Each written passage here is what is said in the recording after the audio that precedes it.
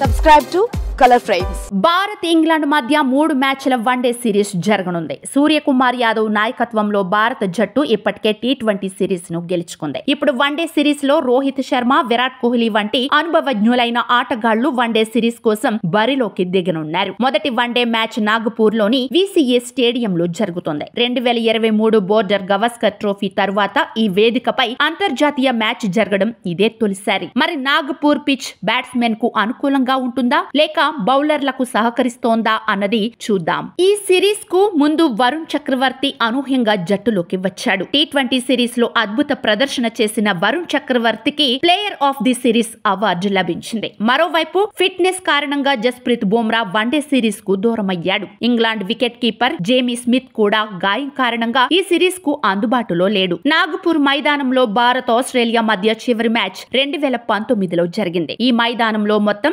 9 మ్యాచ్లు జరిగాయి. వాటిలో మొదట బ్యాటింగ్ చేసిన జట్టు 3 మ్యాచ్ల్లో గెలిచింది. తరువాత బ్యాటింగ్ చేసిన జట్టు 6 మ్యాచ్ల్లో గెలిచింది. ఈ పిచ్ పై అత్యధిక స్కోరు 354 కావడం విశేషం. ఇక్కడ మొదట బ్యాటింగ్ చేసిన సగటు స్కోరు 288. కాగా ఈ పిచ్ బౌలర్లకు అనుకూలిస్తుంది. సాధారణంగా ఎర్రమట్టి పిచ్ ను నాగపూర్ లో తయారు చేస్తారు. ఇది ప్రారంభ దశలలో ఫాస్ట్ బౌలర్లకు వేగమైన బౌన్స్ తో అనుకూలంగా మారుతుంది. ఇలాంటి బౌన్సీ పిచ్లపై అక్షర్ పటేల్, రవీంద్ర జడేజా ప్రభావం ఎక్కువ కనిపించవచ్చు. బౌన్సీ పిచ్లపై పరుగులు సాధించడంలో బ్యాట్స్మెన్ కూడా సహాయం పొందుతాడు. అవుట్ ఫీల్డ్ కూడా వేగంగా ఉంటుంది. ఇది బ్యాట్స్మెన్ కు ప్రయోజనం చేకూరుస్తుంది. కానీ మ్యాచ్ ముందుకు సాగుతున్న కొద్దీ పిచ్ నెమ్మదిస్తుంది. అప్పుడు ఇది స్పిన్నర్లకు మరియు స్లో బౌలర్లకు అనుకూలిస్తుంది. వీడియో మీకు నచ్చినట్లయితే ప్లీజ్ లైక్ చేయండి, షేర్ చేయండి, కామెంట్ చేయండి.